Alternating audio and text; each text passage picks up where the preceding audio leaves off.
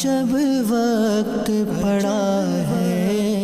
ترکیہ اور شام میں ملبے کا ڈھیر اور وہاں موجود غمزدہ شہری خوف کے سائے میں امداد کے منتظر ہیں، کیونکہ گزشتہ روز 7.8 کے شدید زلزلے نے چند لمحوں میں ان ممالک میں خوفناک تباہی مچائی، جس کے نتیجے میں 4000 سے زائد افراد انتقال کر چکے ہیں، جبکہ 14000 سے زائد افراد کے زخمی ہونے کی اطلاعات ہیں۔ رپورٹس کے مطابق زلزلے سے کئی عمارت گر کر تباہ ہوئی اور ملبے تلے پھنسے لوگوں کو بچانے کی کوششیں جاری ہیں۔ زلزلے کے زوردار جھٹکوں سے ترکیہ کے تقریباً 10 شہروں میں تباہی ہوئی ہے۔ زلزلے کے جھٹکوں کو دارالحکومت انقرہ کے ساتھ ساتھ ملک بھر میں محسوس کیا گیا۔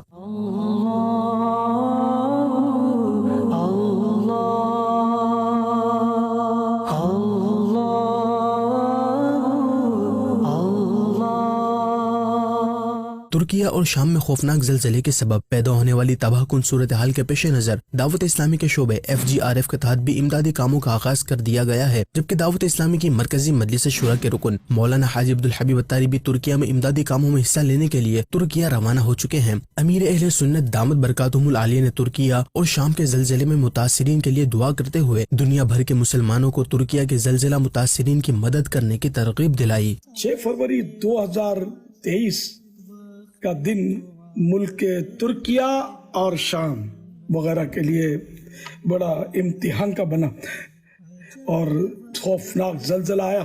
ترکیہ اس سے سب سے زیادہ متاثر ہوا۔ جانی و مالی نقصانات کا مزید خدشہ بتایا گیا ہے۔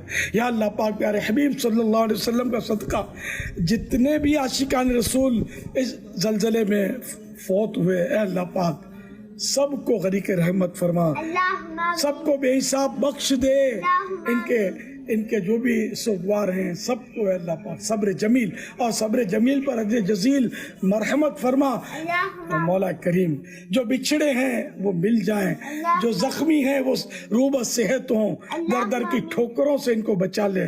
یا اللہ پاک اس مشکل گھڑی میں ہم مسلمانوں کو اپنے ان دکھیارے عاشقان رسول کی امداد کرنے کی بھی توفیق عطا فرما۔ اللہم آمین۔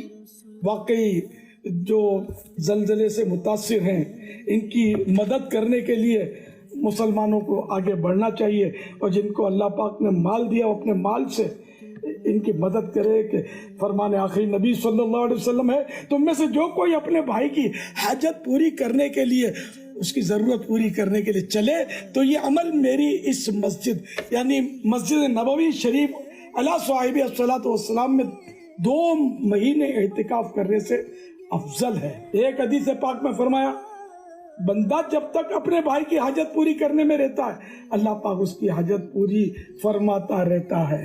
دعوت اسلامی کا شعبہ FGRF بھی اپنی خدمات کے لیے وہاں ایکٹیو ہو گئے ہیں، تو FGRF کا بھی ساتھ دیجیے، جو اپنے طور پر جس طرح بھی چاہیں ان دکھیارے عاشقان رسول کی مدد کریں۔ انما المؤمنون اخوۃ، مسلمان بھائی بھائی ہے، کہ ایک کو تکلیف ہوتی ہے تو سارے مسلمانوں کو اس کا احساس کرنا چاہیے۔ اللہ پاک سے ہم رحمت کی بھیک مانگتے ہیں، عافیت کی دعا کرتے ہیں۔ اللہم انی اسألک المعافات فی الدنیا والآخرہ۔ اللہم آمین۔